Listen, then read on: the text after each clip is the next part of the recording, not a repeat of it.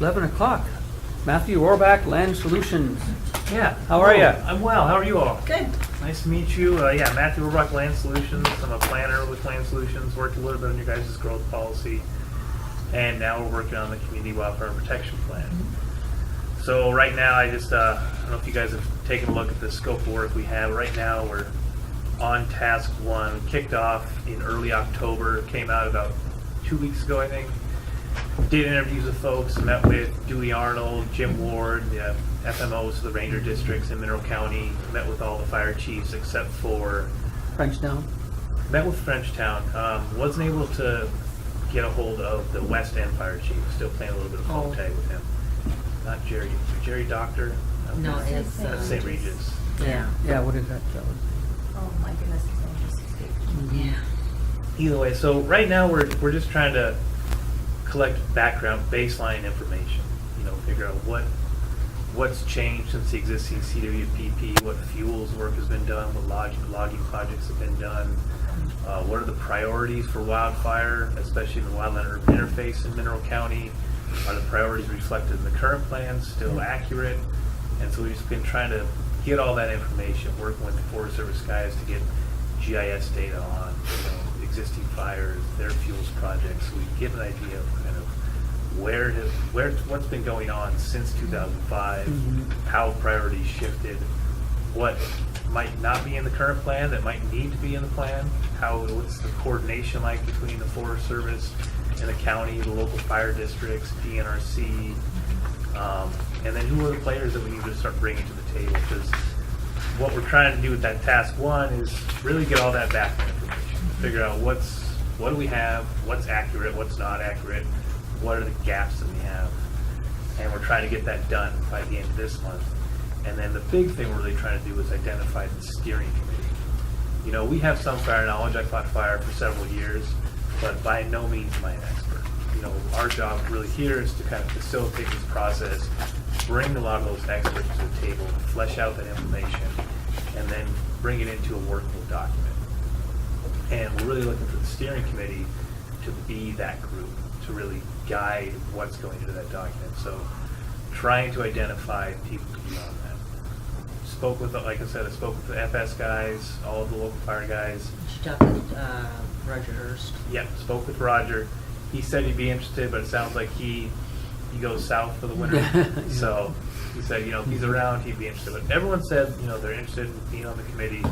Right now, we're trying to look at broader, though, not just the people directly involved in fire, but who are some of the other interested stakeholders, like, you know, MRL, Tricon. We have an LAPC meeting today at 4, and a lot of those, you know, usually we have Rail Link representative. Fire department. All the fire department. Hospital sometimes. Hospital, you know, all those are players in the LAPC, so. Okay. It's a local planning committee, so it involves all those kind of players you kind of were mentioning. Yeah, and I spoke with Rob Torrey about that, and wasn't able to get on the agenda for this one, but I'm going to see if I can just show up and maybe just give a 5-minute spiel and say, hey, we're looking for folks. If you're interested, contact me. But would love to have, you know, some of the commissioners on board, you know, who's ever interested. But I think that would be really beneficial to have one of the representation from the county commissioners on the steering committee. And what we're looking to do is have 4 meetings.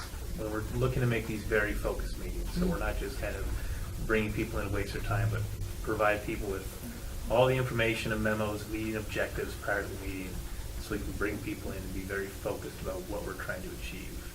The first meeting will be really looking at what's the information we have to date. Is this accurate? So bringing all the old fire maps, all the projects, looking at the existing priorities, what's in the existing CWPP, and making sure we're starting from, you know, a baseline that we can all agree on. And then subsequently trying to identify, okay, where are these new priority areas? What are things that need to be included in the CWPP that may not have been last time? And what are some of the goals and objectives of the community? And so that's where we're trying to bring in some of those folks who have a different perspective than just some of the suppression agencies or maybe the fuels agencies. So like Tricon or Idaho Forest Group, from what I've been hearing, there's kind of some changes going on there. MRL, BPA, and then if there's any other groups that you all would like represented on that committee, you know, that's kind of some feedback that we're looking for as well. So, but, and then I guess, so I mean, that was kind of, I just wanted to update you on, you know, where we're going and see if you had any questions from me. I can't think of Are any you- right now. Are you finding your way around what you need in terms of areas, maps, roads, and all that? I am so far, yeah. Okay. Everyone's been really accommodating. The Forest Service guys have been great providing all that information. I know the person you contract for your GIS work, Tim said Yeah. he's going to give me a lot of the information there. So information on structures. Mhm. One thing I haven't been able to locate yet is a lot of the critical infrastructure. And sometimes that can be a little bit more challenging. So substations, power lines, those Oh, kind of things. Mhm. Sometimes people can be, they don't really want to just release that information. So. In case you're a terrorist. Exactly. Right. But I mean, I guess another question is, you know, what are you all looking for with the CWPP, or what are some of your priorities with regard to minimizing risk in the wild and urban interface in some of the kind of not just priority areas in the county, but kind of maybe some objectives moving forward or projects moving forward that you would like to see or that you would support at the county level? Have you thought about that at all, especially in the wake of Sunrise?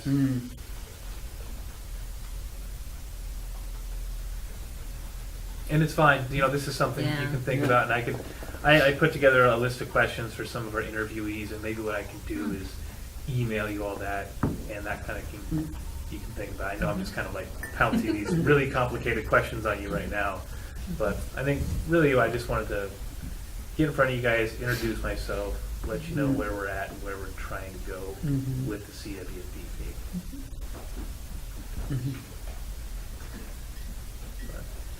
You can come in. You're filming it. Oh,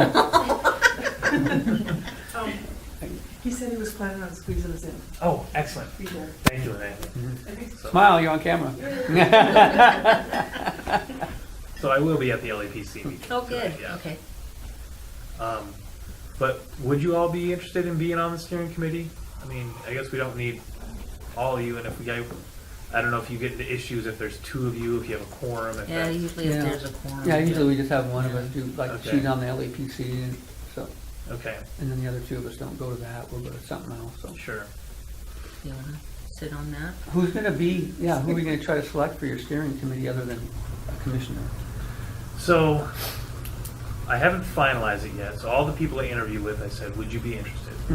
Pretty much everyone said yes. I think the guy in Frenchtown was kind of yes with Ambivalent. caveat. Yeah, because I know they've been heavily involved with Missoula County CWPP update, so I think he's just a little bit, you know, time stretch. But he said he, you know, time permitting he would. So Jim Ward, Dewey Arnold, the Fuels AFMO at 9 Mile. I'm blanking on his name right now. Jeff Hayes, I want to say his name is. Jerry Doctor, he said he'd be available as well. Rob Torrey, Roger Hurst when he's around. Obviously Tim. And probably the West End guy when we can get a hold of him. Yeah, West End guy when I get a hold of him. So I'm gonna have a commissioner. Ashley Berwick with DNRC. Been playing phone tag with him, spoke with him briefly. I haven't asked him, but I'm hoping he'll be able to do it. I'd like to try to get somebody from Fish, Wildlife, and Parks, because they own that big chunk of land Yeah. up Fish Creek Yeah. there. And it sounds like the Forest Service has suppression duties there, but in terms of management, there's not really been a lot done to manage that area. No. So it seems like that's kind of a critical piece for the county, because you do have some development up there. And FWP, I don't know how they look at managing fuels or doing thinning projects or logging projects. Yeah. So, and that's, if you guys, I haven't really been able to identify who to contact. Probably Mike Thompson. Mike Thompson, I can give you his phone number. okay. And he's with FWP? Yeah, he's the, let's see, or Randy Arnold, I can give him both.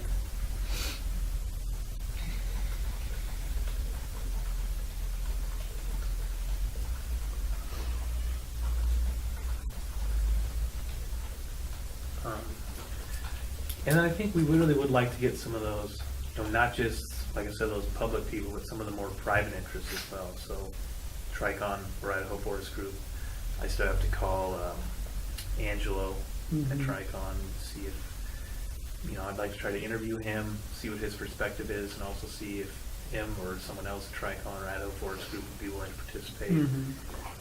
Somebody who'd be from Bonneville Power Administration or Northwestern Energy, they have a lot of critical infrastructure. Yeah.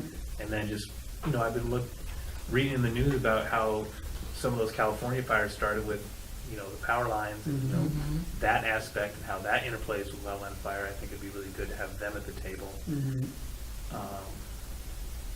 MRL as well. So hopefully there'll be some of those representatives at today's LEPC meeting. And, a lot of CWPPs will try to get insurance companies to the table. I think it can be a little more challenging in small communities like this because you're not going to have somebody who's, really representative. You might just have a local insurance agent. So, but I think it'd be interesting to have somebody from the insurance community there to see how they look at wildland fire, how they assess, wildland fire risk when they're writing their premiums, that kind of thing, and maybe what thinning projects can do. And we don't want to enlighten them too much, and they see how much homes are in the. I know. Well, We had some homes down on the St. Regis Golf Course that lost their homeowners insurance after 1 year we had fires. And that thing is surrounded by greens, golf course greens, Yeah. and a river on one side. somebody was telling me that they might have been the same people. They lost it because they weren't in a fire district boundary. Oh, is that right? I'm not sure if it's the same one, but That one should have been in the St. Regis one, I don't think it was outside of it. Yeah, we do have a lot of homes like that are in the yeah, no man's land. yeah, down that Lozo area, people were telling me it's kind of this big chunk. And then also, interested private citizens. If there's somebody who's really engaged and would like to be involved in this, we want this to be an open process. So, the plan is to do 4 steering committee meetings, really have the steering committee kind of do a lot of the heavy lifting. We'll take all that information, coalesce it into a workable document, and then bring it out to the public as a draft plan. What kind of objectives do you hope to achieve with the committees? What sort of? Well, I think really for them to identify where are the priority areas, so where are the areas of most need of fuels reduction in the county, what are some of the biggest risks with regard to loss of life and property in the county, so we can kind of narrow those areas so when funding does come in to do fuel mitigation work, you kind of have those priority areas identified so that can help you. And then so really identifying those priority areas, some of the goals and objectives. Should the county be doing, should there be more public outreach and education work being done in terms of what homeowners can do, what sort of resources are available. So I think really getting them to kind of steer what the priorities are, identifying the risk. I spoke with Jim Ward. They just did a really neat project on the Lolo National Forest where they identified kind of risk, wildland fire risk, but just on the forest, not in the community. So if there's Right. any way you can take a more systematic approach to identifying risk as well. So I think, and then also helping us understand, like I said, that first meeting, the current CWPP, how has it been used? How effective has it been in kind of meeting its intent? And what changes need to happen? Right now there's not a really large education and outreach component. Maybe there's a need to be. Some communities really use that. Figuring out what the needs of the community are in reducing that risk in Mineral County. So, and before each meeting, I don't have it all figured out for each meeting now, but before each meeting, like I said, we'll try to get a memo and all that information and objectives for each meeting out. So when people come to the meeting, they have all the information, they'll have reviewed it. We're not going to be walking in there blind. It's very clear what are the objectives of this meeting, because as a planner, I sit through a lot of meetings and I organize a lot of meetings, and I don't want to waste people's time. If people are going to come to these meetings, I want to make sure they're valuable and we're really getting some usable information out of those meetings. And I think the only way to do that is to make sure that people are well prepared. So we'll be providing all that data, all the maps, recapping what we heard in the last meeting. But I think in the end, it's, CWPPs, they don't have to be overcomplicated. They're not a growth policy. It's really identifying what's the level of hazard here, what's the fuel loads, looking at slope aspect, those kind of things. Where is their development? Where is their critical infrastructure? Where are these priority areas? What are some potential treatments that are out there, from commercial harvest to thinning and hand piling to burning? All these different tools that are out there that can be done by either private or public sector, and using the document to try to guide those projects going forward in those priority areas. And that's what we're going to be looking for the steering committee to kind of give us. We're not coming in here pretending to know all the answers. This isn't our community. We can facilitate the process, try to bring all the people to the table, and try to elicit that information.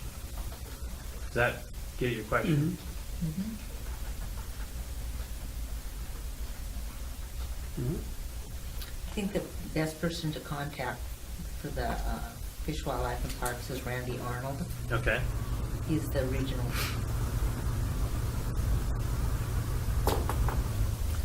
And then we're also Lene,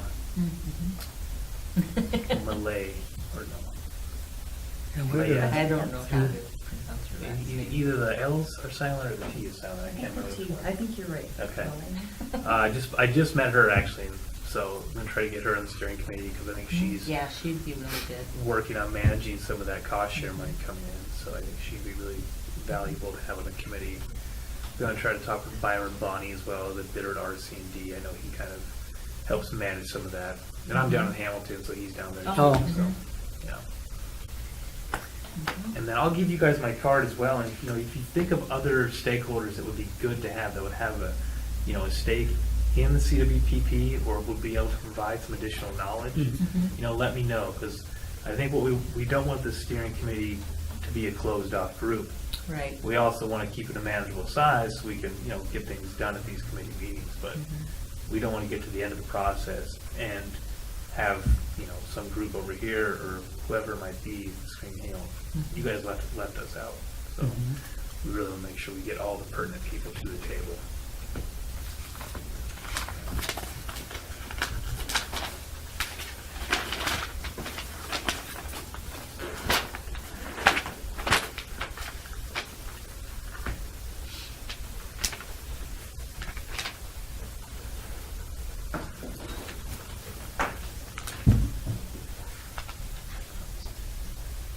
Give me my card. You're welcome.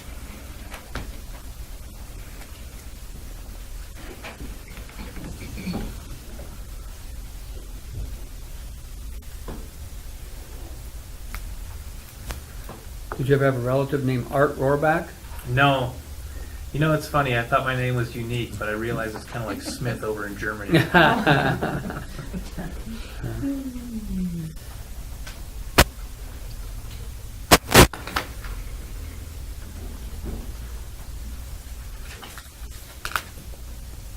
right, I guess I don't have anything further.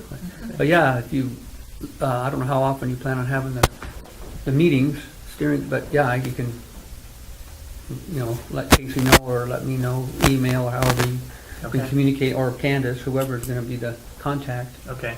You know. Probably communicate through Tim and Candace, I would Okay. imagine. And then try to be the representative for the commissioners. So. You'll be the representative? Yes. Okay. Thank you very My much. name's kind of like Smith as well, so. Okay.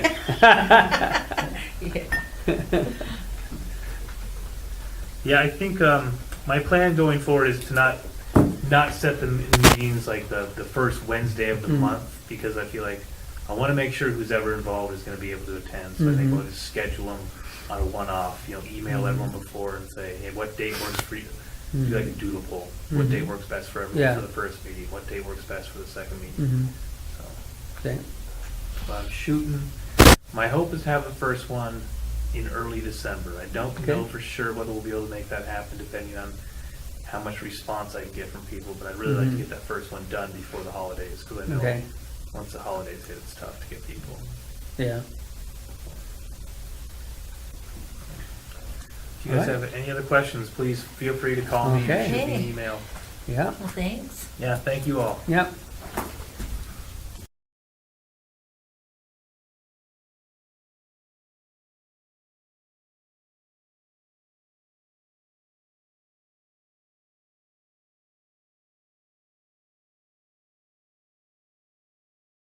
Okay, I guess we got most everybody here, it looks like. And why are we here at 1 instead of 1:30? That's me, and I apologize. Oh, good, because I was very confused. Sorry. Is one I'm thirty just better gonna for you? ask 10 times. Well, I'm just glad Lorna kept reminding me one. We don't do well with change. I do apologize for that. Okay. Well, I guess we'll go counterclockwise. Mo, besides mailing out tax notices, how's everything else going up there? Well, it's been a little bit entertaining. I took Dennis to the doctor on Tuesday, Mm-hmm. and someone came in to have a certificate of survey signed, Tricon, and a split with Idaho? Arstead. Oh. And they need to pay the taxes before I sign them, and Claudia's there by herself, and I know that she went up and talked to Ellen and Tim, and, you know, trying to figure out, because the way I read the law, they have to pay the taxes before I'll sign the survey. Mhm.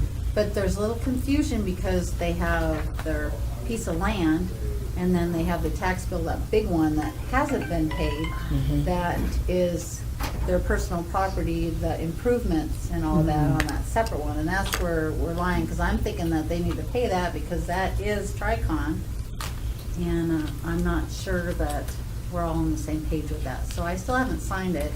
Oh, And I okay. am kind of still looking for some guidance, because unless somebody tells me otherwise, I think they should pay it. But Tim told me today that he was gonna try to get an opinion from Attorney General on it. Because he's went through Deb Reisman. Deb Reisman referred him to state level Department of Revenue. They won't talk to him, they're not even taking his calls. Really? And they referred him back to Deb. And Deb was kind of the same. She says, well, we don't have the authority, but she also thought that the taxes should be paid. Ah, okay. So, Because we actually called Susan Swimley, got her on speakerphone with Right. Claudia and me. And her opinion was it's just the real property taxes, not the improvements, not the. oh, right. So that's why we were saying they still have to pay this coming year. That was the information I gave to Claudia, so that might have been. But we had Susan Swimley on speakerphone, and she said she believed it was, but they still had to pay the the ones that were just, since they had notice of the new tax in October, even though they're not due till November 30th, they had to pay those. But Susan Swimley didn't believe that they had to pay the improvements and stuff. So that was from Susan and me. So Yeah. that So Claudia. I still, as your opinion, I should just sign it then. Well, I actually deferred to Susan Swimley because she's the attorney in that matter, and then also she knows the civil law better than I do. And how she reads it is the actual real property, not the improvements. But I mean, if you haven't signed it yet, I say let's look for the Attorney General. Why not? Yeah. Let's see if they'll give us an opinion. Better 'Cause I safe than thought sorry, because even that's a lot of money. Even 2 weeks later, I think the closing is gonna happen on Tricon, which is separate from this, I believe. But don't the taxes have to be paid before the closing? So, It I should mean- be. It doesn't always happen that way, but, I always thought and they're the taxes usually, have if to it's be like First paid American, before- yeah, before First any American title, transfer. usually they do, but I know they've been having their own lawyers, so I'm not sure if. Right, and that's what we agreed with, that the tax have to pay, but Susan doesn't think they have to pay that whole bill, that whole big tax bill. She reads the law to say the taxes on the real property, not on the improvements and Right, all that but kind of I mean, stuff. I mean, before the actual title transfer, Right. all the taxes Yes, have to be yep. paid, so. Yep, and the one side is paid 16, 17, and into I think Claudia said she's paid. The She one has, side, the yeah. RSTAT is Oh. completely paid, but Yeah, not. she's completely Right. paid. Tricon, they did, last week, they paid the first half of 2016, still the second half of 2016 is still currently delinquent, and now I've already billed out for the 17 taxes, so now that's. We want them to pay owing. that too, yeah. I do, Yeah, yeah. and that's what Susan Swimley said too. They have to pay that because even though it's not due till November 30th, they've But is received it- it, they know it, it's, yeah. Isn't that prorated though? That will be between Tricon and then Idaho the- Forest Group, Mhm. that will, yeah, in the title transfer, that'll be, Or however they do their, contract. yep. Yeah, but that's, and I can talk to Tim about that because if we can get an Attorney General opinion, that'd be, why not? Even better. If we're, Yeah. just to 'Cause make if not, sure. I was gonna say, unless somebody tells me that I need to, I'm kinda standing firm, and I know they weren't real. Well, because in some Happy with cases, me. the real property or the real estate isn't as valuable as the stuff that's on it. Oh, yeah, that's the case here, So, for sure. I mean, why? what Well, would and I be- think that it got split like that, cause they did that like 10 years of the new expanding, when they were making improvements on there, and they got a cut on their taxes. I think that's why it initially got pulled to the other, or in a separate tax bill. And they weren't paying their, and they then included the personal property on that. So that's, I think, why, historically, why that got split up in the first place. But, yeah. So, beyond that, just, taxes out and Mhm. going forward. Huge, because we were actually getting I was starting to get a little concerned about our balance in our bank account before, if I was gonna start transferring money from, our CDs, but we slid in right under the wire, and I was getting with Casey, cause I was scared that our payroll wasn't gonna be enough, but it would all worked out, and now we're on our way back up the hill with all the taxes being paid. That's what I got. Judge Magone. Well, just wondering what's going on with the detention center and how we're gonna deal with that. I think we need to sit down, maybe and talk about some sort of policy on how we're gonna deal with, seeing people that are in jail. We talked about kind of the warrants we have out there. Well, I know we're sending people to Sanders County. And trying to figure out how to see those people for their initial appearances. So somebody picked up on the PFMA, partner, family member, assault, or something, or DUI, anything along that line, and supposed to see them at a certain period of time. So do I have to go down there? They're gonna be transported here. Are we gonna be able to do vision net? Are we gonna do? There's a program called Real Presence. I'm not real familiar with it, but I've sent out to other judges that use that program that are kind of faced with the same issues. Hopefully get some input back on that. But, what concerns me is that somebody has to do jail time, and so we send them to Sanders County, and county here pays for it. On partner family member assaults, they have to go to jail, and they have to have 24-hour, the victim has to have 24-hour notice before they can be released. So, I don't know, there's just a lot of things to be considered on figuring out what we need to do. Well, they have a court administrator up there that coordinates their VisionNet system. So I think getting with that person up in district court to see when the best times that the equipment is available is gonna be easiest for you to coordinate. You might wanna come up, we can do it together so that we can make sure that we don't have a conflict with our equipment too, but it might be something either early in the morning. I think their district court, even on Tuesdays, doesn't start till 10 o'clock, I think. So even if you had an initial appearance on a Tuesday, as long as it was early, I think they could accommodate. So we'll have to see when their equipment is available. I don't think their detention center has it, but we can coordinate with her and see when it's available, and Okay. so. Are you familiar with Real Presence?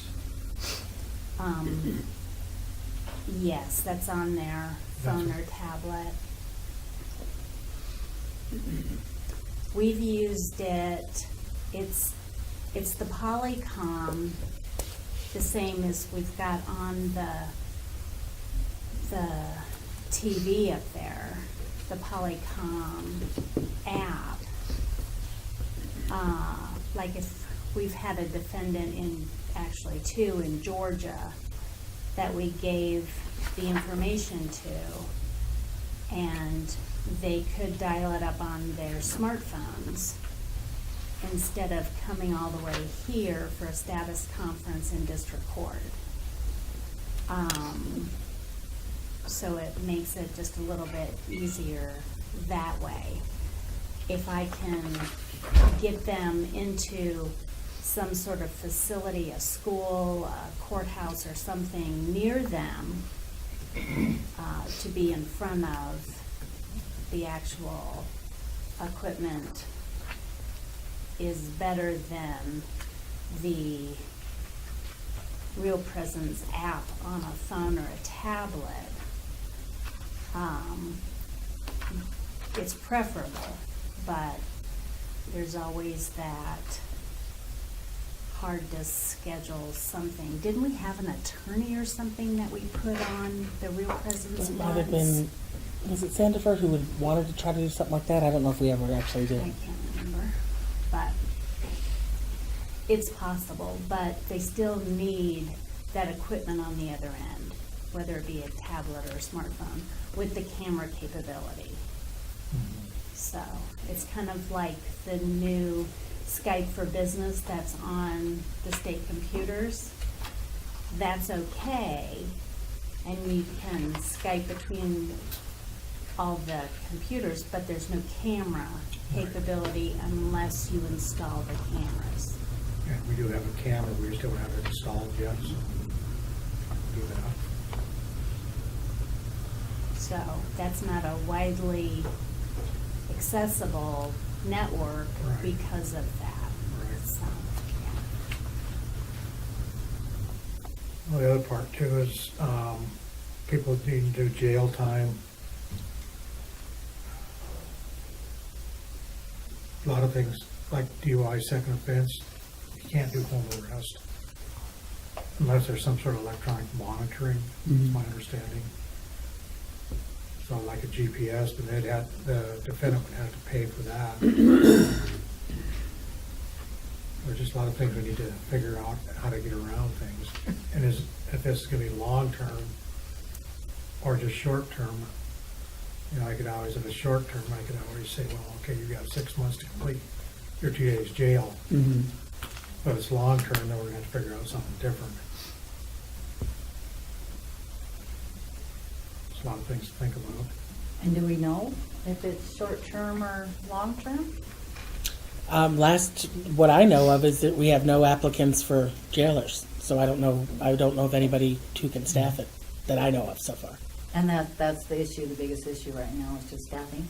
Yeah, we don't have, I mean, we only had 2 employees. Right. You Yeah, can't do no, 24/7. we can't run them, yeah. So, and then there's lots of reasons on why there's, staffing problems. Are you gonna go forward with union negotiations? We've been trying to go forward with union negotiations. We wanted to be able to give them a raise, and we haven't even been able to talk about it because the union guy hasn't been able to come meet with us. We had a meeting all set up. We paid our lawyer to drive all the way down here from Kalispell, mileage and all that. We're sitting over there waiting, and then the union guy goes, "Oh, I had an emergency MRI. I can't show up today. Sorry." And then I threw out a bunch more dates. Never heard from. And then finally, when this jail thing, then I finally heard from him that he wants to get together. So it's kind of like frustrating to me that we're trying, and there's no response. And then all this stuff happened in the interim. I mean, I don't know if that could have solved the problems because they're not just about the pay, but it may have helped, I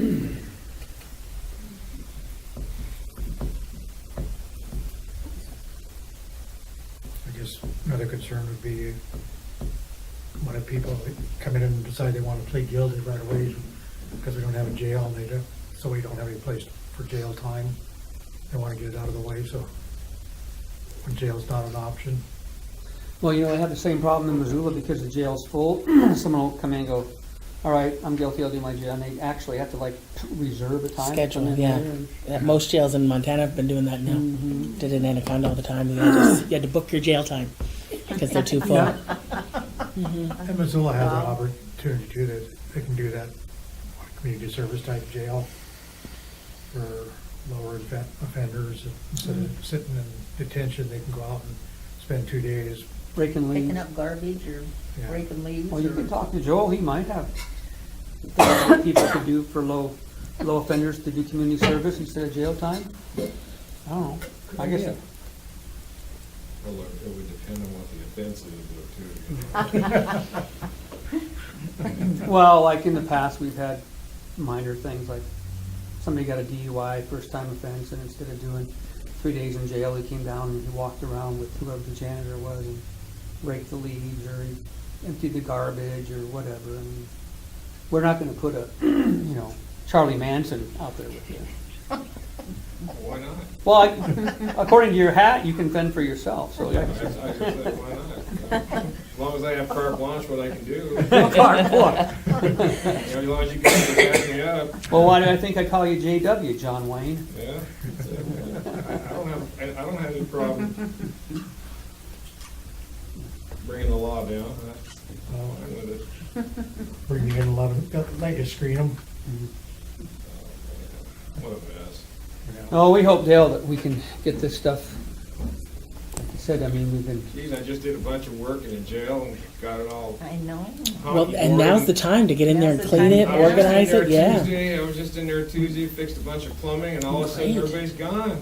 No, get in there and do the rest of it, or whatever needs to be done, Now's the painting. time to fix Yep. it. oh, Yeah. oh, We I- have Organizing. everybody there. Everything's fixed. Everything's fixed. as far Oh, as they were fixing telling me it goes. needed painting and yeah, stuff. I mean, I don't know if good the idea, ten Dale, shovels is or just something. instead of trying to find trivial things, emptying the trash for Yeah, Joel, paint the cells. we are gonna, since the jail is vacant, Tommy wants to take advantage of that and, you know, scrub and paint and do things that normally weren't able to be done because there's somebody always occupying it.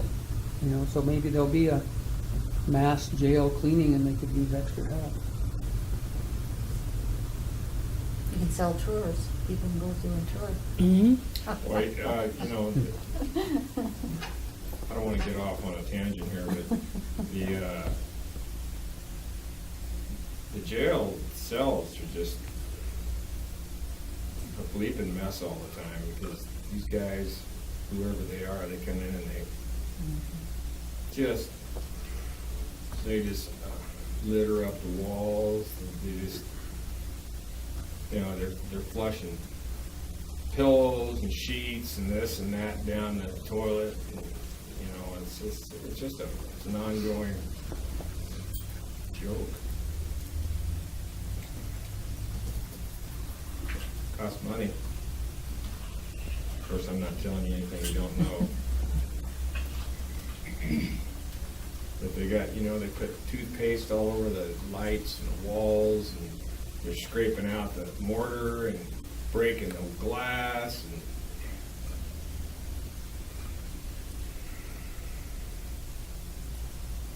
okay. Why don't you go there and slap a fine on them? Yeah, they can be charged with that. Yeah. I mean, it is a crime. Slap something. There's still some responsibility on the workers to inspect. Mhm. Are you serious? I worked 3 years in Seattle doing this kind of stuff. And if they're not diligent, you know, you should, if your sheets are gone, you don't get new ones. You gotta exchange your coveralls for new ones. You get bedding, you gotta give bedding to get bedding. And it goes on and on. They weren't allowed to put anything on the walls with toothpaste or pictures or anything that would hide imperfections and problems. It takes, the inmates aren't gonna be the ones that run that part of it. That's gonna be us. It's gonna be the folks that are monitoring it. It can't just be, it's not true babysitting, it's actually a out of the chair experience. I'm just being a smart I know. Amen, brother. Mhm. So hopefully, because all three of us commissioners agree that we need to get a jail up. I mean, not only for the problems you're describing, but maybe to take on some of the overflow of other jails that are full, like we said, Missoula's full. And that's about the only opportunity that the public safety has revenue coming in is when we rent out those beds, you know. Yeah, we were. Mhm. About half of our Yep. people in jail were paying customers. Yeah. But, Were those rates in the paper accurate? Is that the daily amount that you make for inmates? What was the rate? I heard 60 in one report and 70 in another. Yeah, 62.50. 62.50. Yeah. I've been in that business, like I said, since 30 years, and King County, Seattle used to do $100 a day. mhm. Yeah.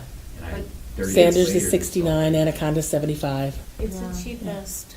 That's, you're rivaling the motel rate. Yeah. That's, And you get meals. you know, in my old fire department, we had a certain rate for a long time, and we had a new chief that came in and says, how much you charging to work on apparatus? I want to take my car there. Mhm.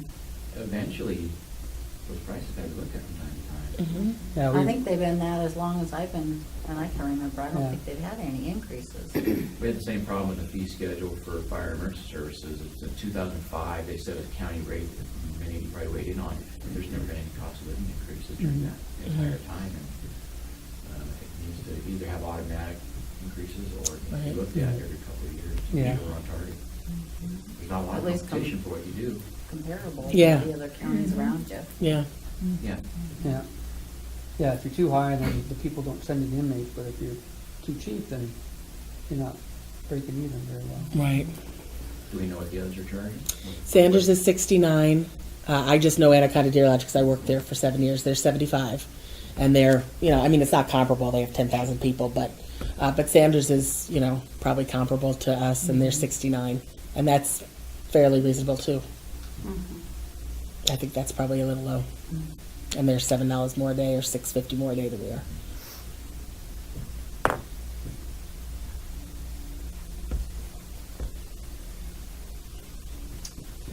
Yeah, so Dale, all three of us commissioners would like to remedy this problem as soon as possible.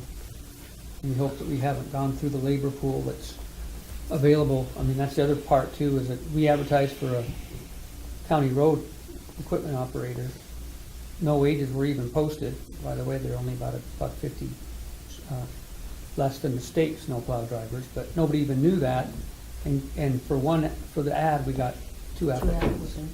So what's happening now at the jail is I think the applicants that were there that wanted to do it have tried it and now left. And so now I think we're not getting any more applicants because we kind of ran out of our pool. We have 4,000 people here. Some are retired, some are kids, some already have jobs, some are on subsistence, don't want a job. So now,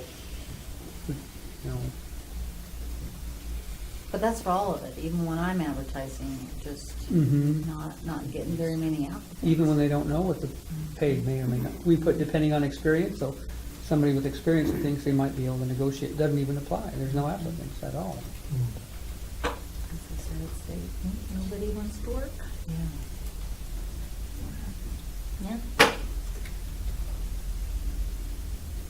We have such a limited pool of applicants here too that Mhm. a lot of people aren't gonna say, okay, yeah, $15 an hour you're offering or something like that. Are they gonna wanna move in here, or is it they gonna be able to survive, Yeah. survive? Right. So, if I may, what are you paying a journeyman equipment operator? A journeyman equipment operator. I'm just using that terminology for experience, someone that's journeyman, someone that's been operating equipment for a long time. Well, What- are you talking, when you say that, so they can run everything from a Yeah. crane right down to a bulldozer to a Whatever they've backhoe? got up there, I know they got a grader, they got a loader, they got a track, Dozer. they got a track dozer, they got trucks. Plow truck. So, is there a base rate you could come up with? And then say base rate that could be more due on experience? Well, I think that's kind of where we're looking at doing this pay matrix. Yeah. Right now, they start at a certain Yeah. wage, but, that's something we've got to look into, because if you got one guy up there that all he does is drive the plow truck or dump truck, and that's all he's interested in doing, then somebody that comes in that's got experience and everything else, and that's what he wants to do, he should be paid more than, even though somebody's been there for 5-6 years. If that's all he wants to do is drive a plow truck or dump truck, then I think they should be paid accordingly to, what they do. And if you do bring someone in that just has, can operate one piece of equipment or maybe two, they can come in at a base rate, and then they will learn how to operate Yeah, if they just wanna the go other and- equipment, and when they do operate it, and say they pass a dexterity test or what have you, then they can get an increase in wage. Sort of like merit pay, yeah. the more- Yeah, it's Just like, it's just- somebody over there has to be a mechanic too, because when the truck breaks down, or they need to fix a hydraulic, whatever on the, so, yeah, we need somebody who knows how to not only drive them, but to fix them too. But some folks may just move out of the city areas to come out and do that. There's probably a lot of people who would like to move out here to get out of the city, and if they had something to come to, they probably would leave. When we talk about the pay, and it's not always as good elsewhere either as we believe, so when I was looking to retire last year, I was invited by some people there that jumped to this job, which is in the city of Missoula. They have the city police, and they also have those accident investigators where they don't have to go on bar fights and calls. They just drive around in the van, and they Little do pick 'em up truck. they do the crashes, the accident crashes. So they still have their badge and their radio, and they write tickets, and they go to the accidents. So they invited me to come and do that for the city of Missoula, and they work 410s and insurance, and in fact, their insurance is better. They pay for the spouse too. I don't know how they do that, but so I was kind of excited, and I was going to maybe do that if I didn't get reelected. But guess what the pay was for that job? $16.50. Which you think Missoula? I was just sitting there adding in my head, oh, it's probably going to be $18.50 or $19. It was $16.50. Seaman did that for a while. Yeah, he did. But I mean, just because it's Missoula, it's not always rosy either.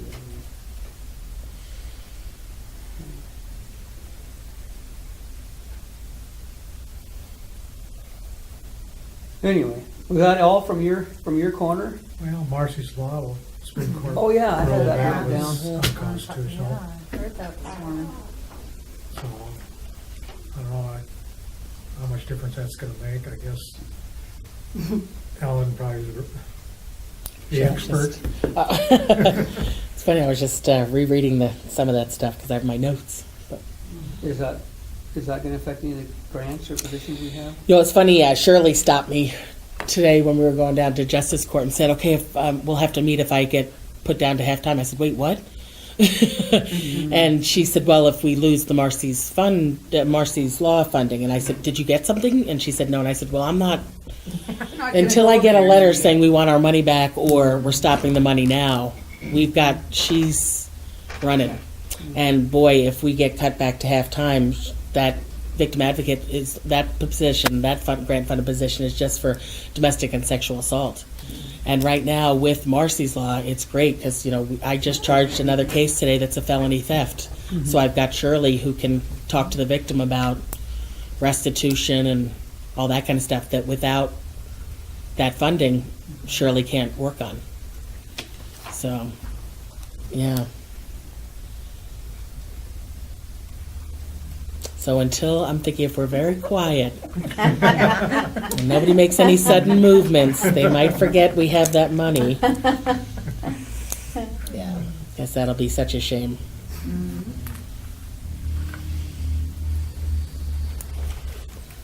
I'm done. All right.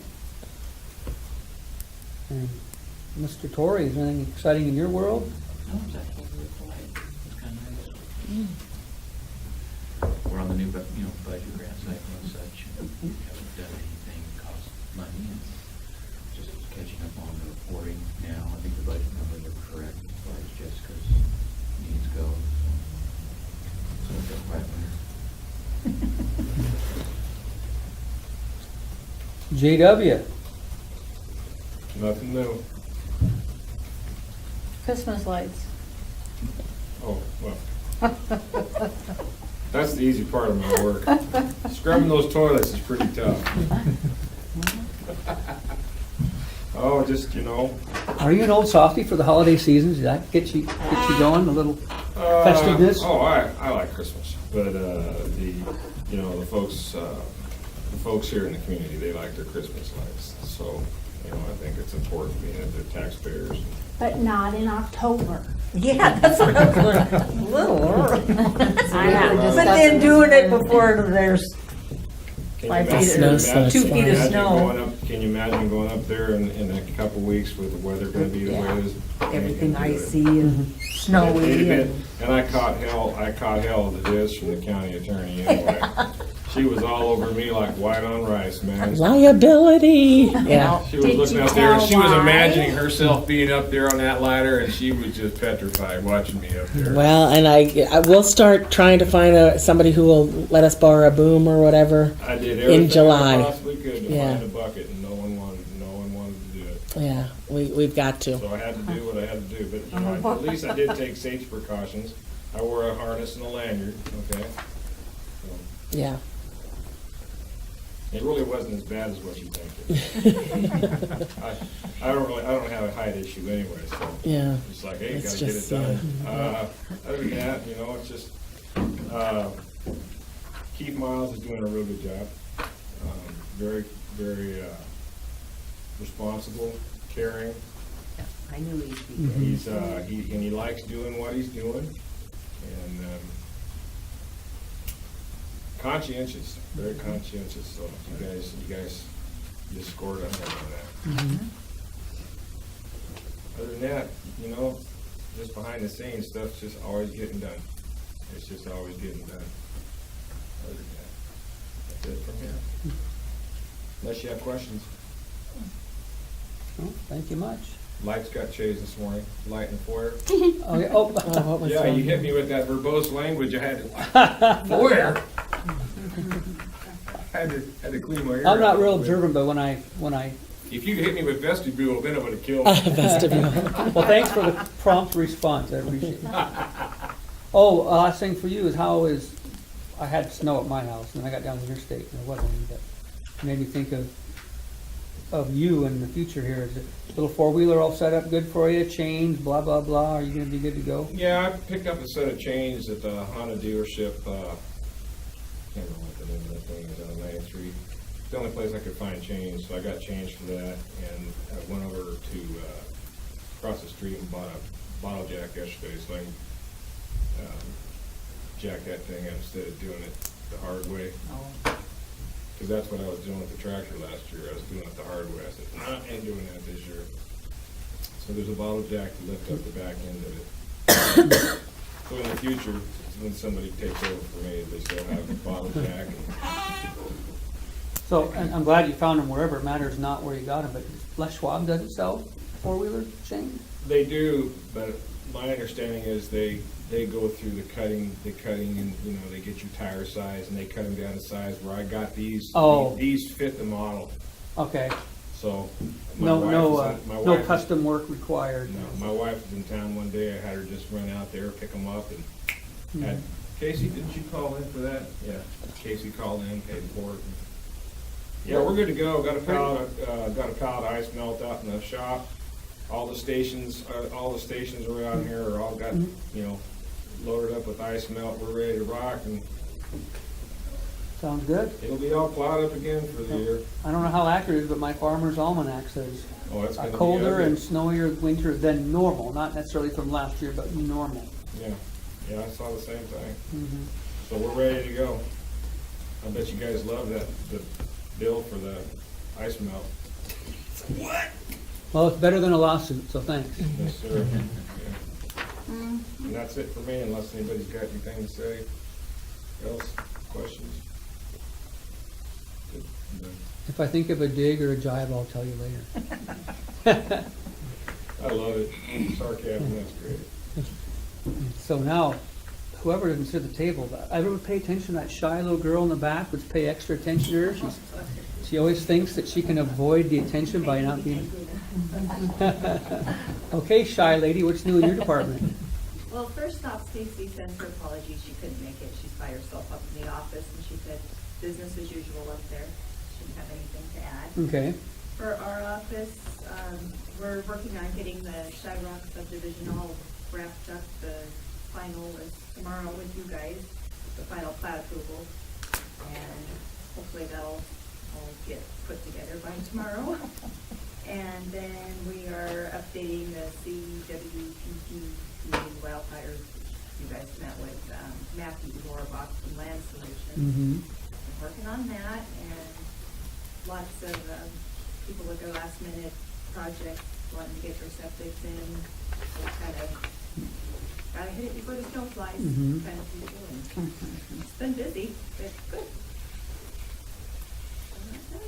Oh.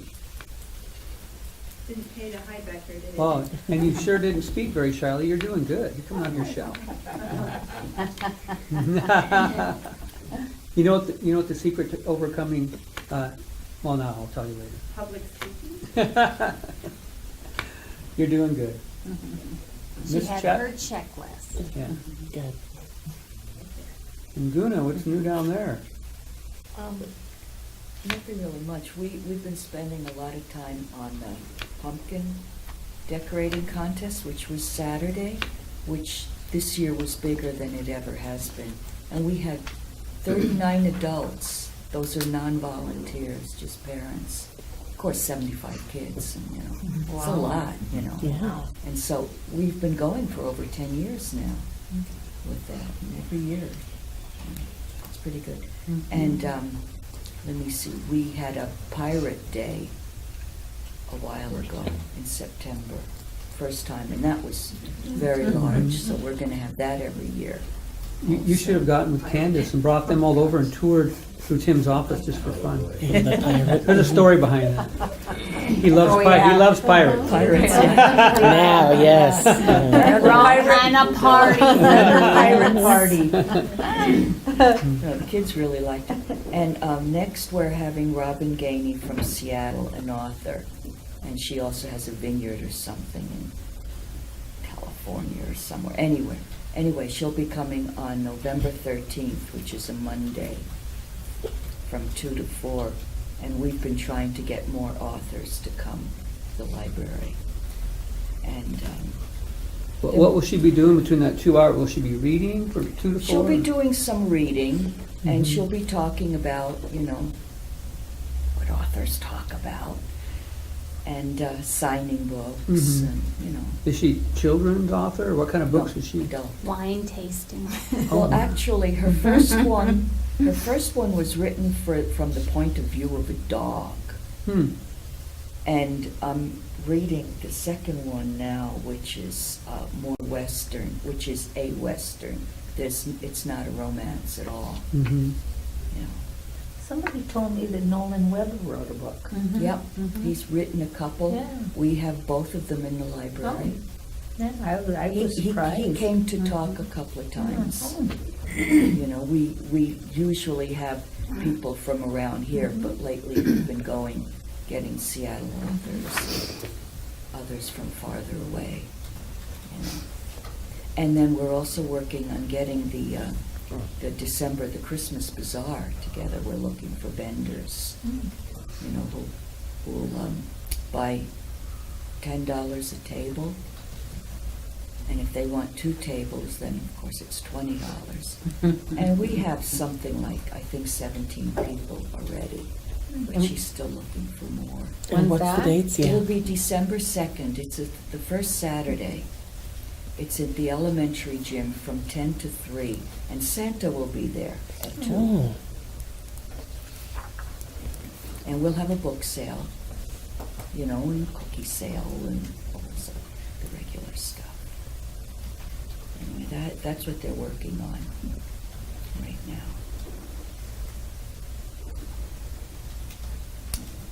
Otherwise, it's just going. Have you had any complaints about that northwest room for heat? No, it's a lot better, thank you.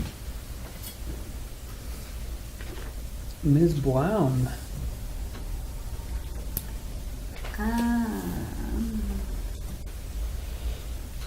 It's been a busy month.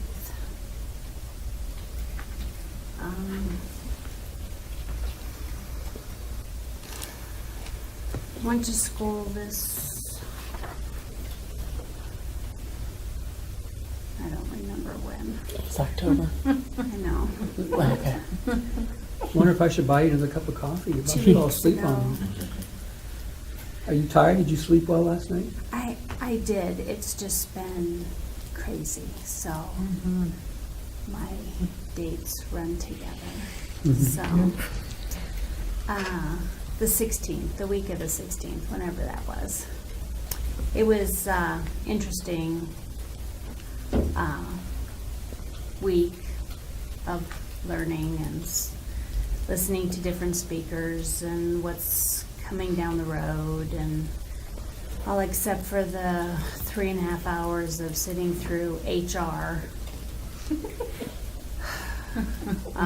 But other than that, Where was this school at? Billings. And they had a HR portion for you? Yes. Oh. Yes, they did. So that's, you know, in bigger counties, when you have 10, 14, 15 employees, you have, the clerk is more administrative, so you have those kind of things to deal with on a daily basis. And some of the smaller counties, we don't have those things to deal with as much. And I will never have those things to deal with. And Jamie knows that, so we're Well, good. That's why she's always happy. Yes. No HR problems. It's part of her conditions of working there. Behave or you're done. No, that doesn't say that. No, it doesn't say that. The fine print on the That would be contract. crazy. But, yeah, it's amazing. But 3.5 hours is way too long to sit through for that. They're trying to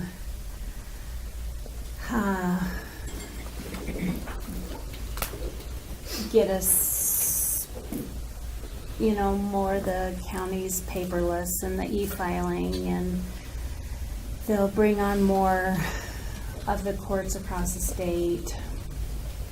I think Broadwater is going to be next, Judith Basin, a few more of the counties will go on to the e-filing.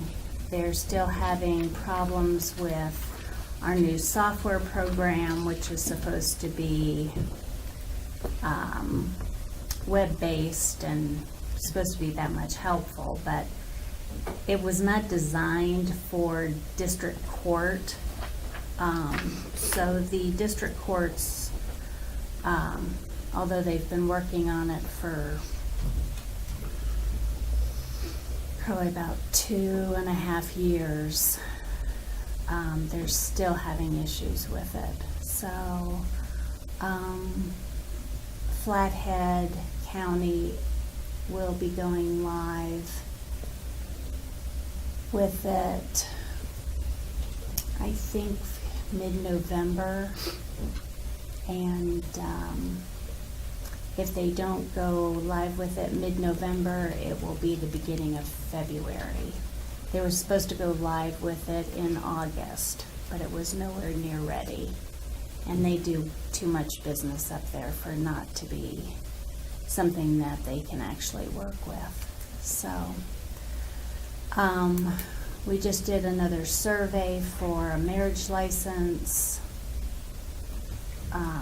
program online, where the people can go online in the middle of the night if they want to, fill out a marriage application and pay for it online. They'll have to pay fees. So And if they change their mind by morning, can they Nope. get their fees back? No, I don't do refunds. I don't do refunds. So, at that point, I guess we're gonna have to get together and see how, it's the Montana Interactive, because it takes up to 3 days, I guess, to come through. I'm hoping that They will just use my phone number, you'll be able to tell what it is until it gets to those last few days of the month. And then we're just gonna have to kind of figure out what's going on and how I balance with something I already have, but you don't have yet, so, Yeah, that sounds like fun. yeah. So we'll see. And I don't know how soon that will happen, but it'll be nice. They're trying to gear things like this towards the demographics of, obviously, people getting married. It's going younger, you know, so they want to be able to do everything online. If they can't do things online, then they don't want to come in the courthouse and fill out a piece of paper. They just want to get online and do things. So that's the premise behind this, so they're making it as easy as possible. They don't care that it's gonna cost them just a little bit more. Nope. So, I said, fine. They gave us the option of Is there gonna be, having are them. you gonna have online divorces now too? Make it a lot I was easier. wondering about the blood test. You do that online too? It's not required. No. They don't do that anymore? It's, they can do a consent waiver form anymore. Scary. So, I mean, you don't have to have like a birth certificate, I mean, what, how do you, what if they're underage? Well, Or they is there have- an age limit for, I don't, it's been a long time since I have got a marriage license, so. Well, they have to be 18. I mean, they still have to come into the courthouse because they actually have to sign and pick up their Oh, I license and certificate. Both of them do? Mhm. So if one of them's a dog, you'll know then. Mhm. Can't marry your dog, right? Yeah. Doesn't actually say it on the application, but I do have that rule. So, yeah, So then they have to show proof of age or whatever when they come in. yeah, yeah. Either their birth certificate, driver's license, something.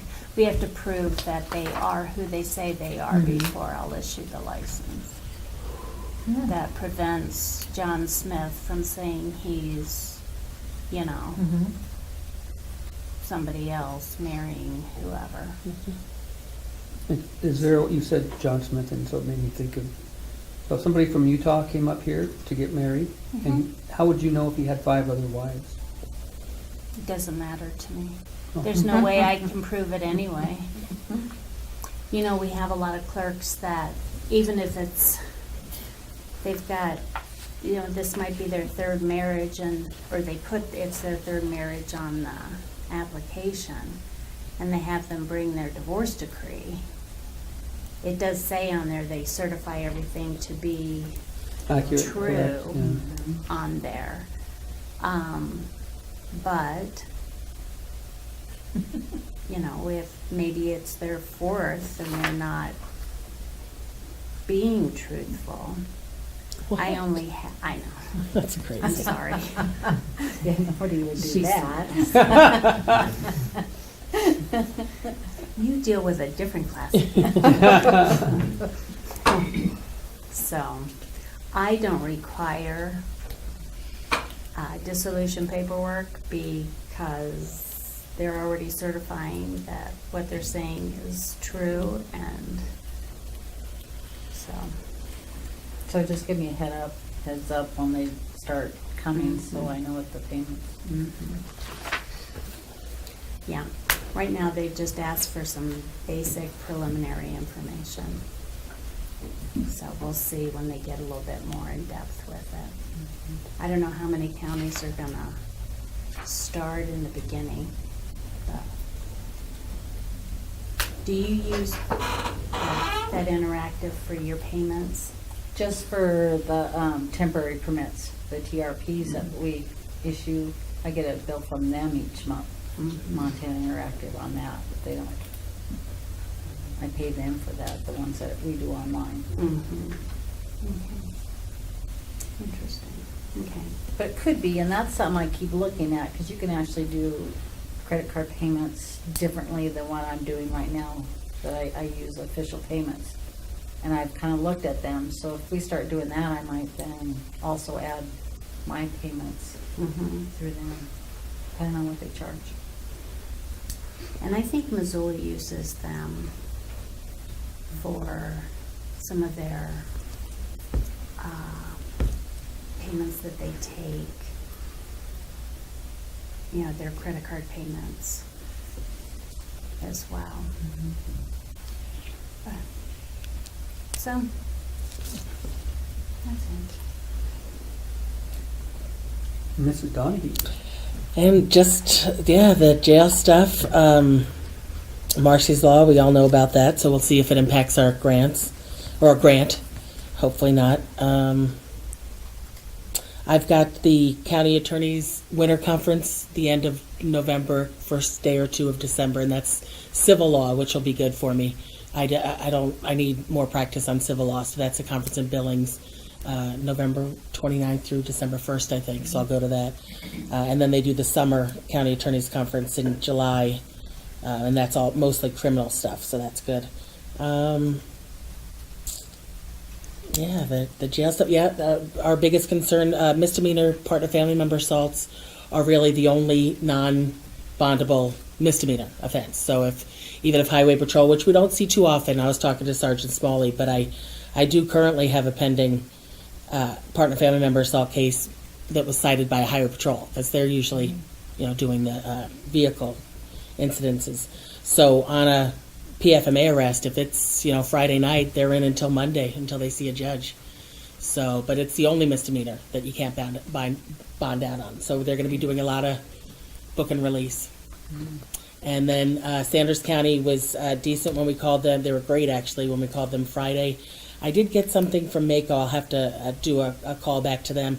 I think somebody is under the impression that we are sending our people to Missoula or something. So I think there's maybe a miscommunication there, which we're not. We contacted Sanders first.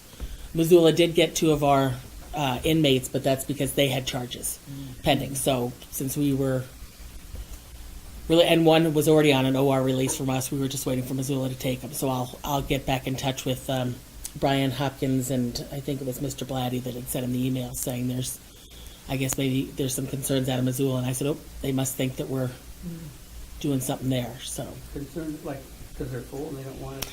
I think it was more like, hey, did you get the order done? And they didn't seem to be aware that we were going to be using their jail. And I was actually reading it when I was in Justice Court earlier today, and I was reading it thinking, they're not.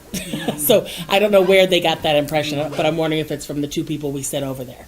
So prior to, sending anybody anywhere, Sanders County agreed to take our people.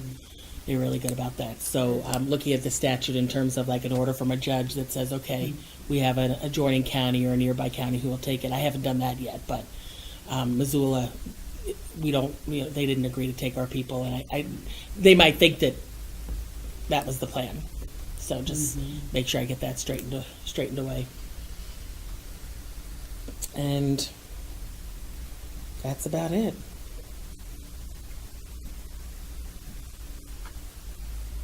Very busy. I can't think of anything exciting to share with everybody.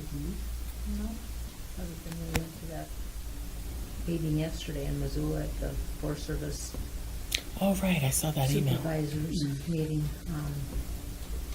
Anyway, met with Forest Service staff, and then there was a number of there was Sawmill owners. Thompson River Lumber and Vaughan Brothers and Sun Mountain. Montana Logging Association. Montana Logging. So anyway, just kind of to discuss forest management and then how, we're going to deal with the salvage on these fires. Did find out an interesting thing that they're not even looking at any salvage on the Lolo Creek fire, just because there's no roads. There's really no way to actually go in and Oh, log it. interesting, Yeah. really? Yeah. Huh. So anyway, I'm going to do a little bit on our fire. I kind of was wishing they'd do more, but yeah, it was kind of disheartening to see. They kind of had a spreadsheet, and it was like 33,000 acres is burned, and they're only gonna harvest, 2,700? 2,700. Oh, really? So, it's kind of, I mean, they've already got the units laid out, you know, the Forest Service does. But then, like Tricon had their foresters go in and look at maybe other areas that could also be taken care of. So they're going. In fact, I think Willie's going to meet with the Forest Service today or tomorrow and kind of give their input on what they're going to do. So It seems they're so afraid of getting sued, so they Yeah. don't want to do too much and then yeah, so they just do little stuff so nobody Yeah. will sue them. they're not going to go into the Trout Creek drainage at all because of the bull trout. Ah, okay. You know, and they're just worried that if they expand into Trout Creek, that it could cause red flags, that these people will come in and sue, you know. So they're thinking if they stay out of Trout Creek, that it'll go through faster and easier. But then we had the meeting yesterday was put on by American Forest Restoration Council, which Mineral County is a member of, and they had their attorney there. And she pretty much told the Forest Service that you cannot impede what you want to do if you're worried about litigation. I mean, you need to do what you feel you need to do, and then worry about the litigation later. Yeah. You know, as long as you know what you're doing and, It's okay. And you you know, come back, yeah. you cannot worry about the litigation. So, And I You'd told never you, make a decision on anything if No. you were always Yeah, worried 'cause about it's- litigation. Liabilities everywhere. and like I told them, you know, it's not just about filling the sawmills. I mean, I want that too, but I just can't believe the waste. I mean, all that stuff just laying on the ground and when it could be utilized productively. I just had a bunch shipped to my house. well, and like Willie Peck from Tricon, you know,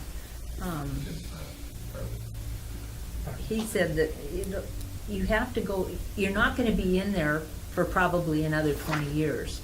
You're in there, you're already in there, you've got the loggers in there doing the work, let's do the work. If there's areas that need to be managed and taken care of, Now's the now's opportunity. the opportunity to do it. That makes sense. Yeah, well, Yeah. it does make sense. Yeah, if you gotta truck in equipment and dozers and people, while they're there, do the work. Don't Do the work. make them leave and then go, maybe 5 years we might call you back for Yeah, more. and let's cut some more trees in Of 5 the years. 33,000 acres that burned, what percentage is Forest Service land? So I don't know the percentage, but 23,000 of the 33. Yeah.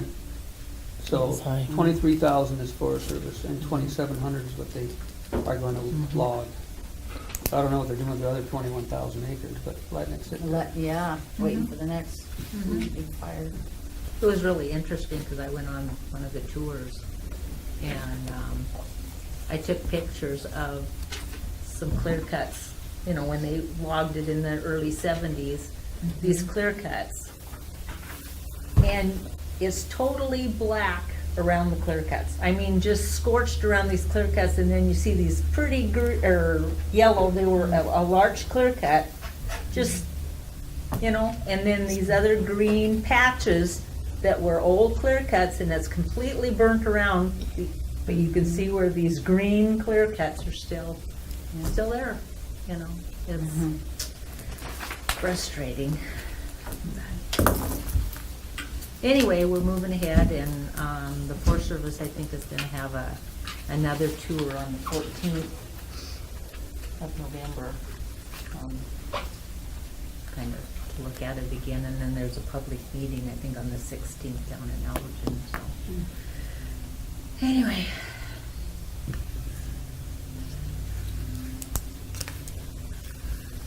So how's Casey been doing?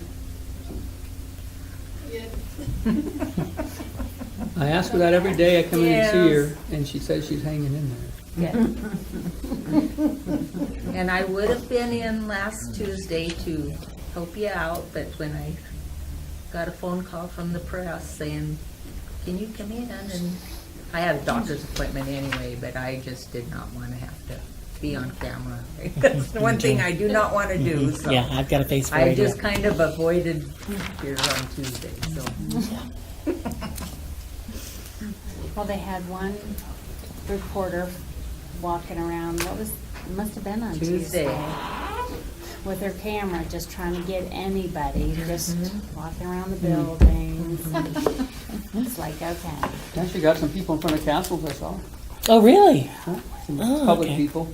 Oh, I'll have to watch that One to of see what them they I had to couldn't say. believe they Not Judy. taught. Judy? No. Okay. I was gonna say, it'd be interesting to see what they have to say. Yep. All right. Huh? Okay. Well, very good. Thanks, you guys. Thanks, guys.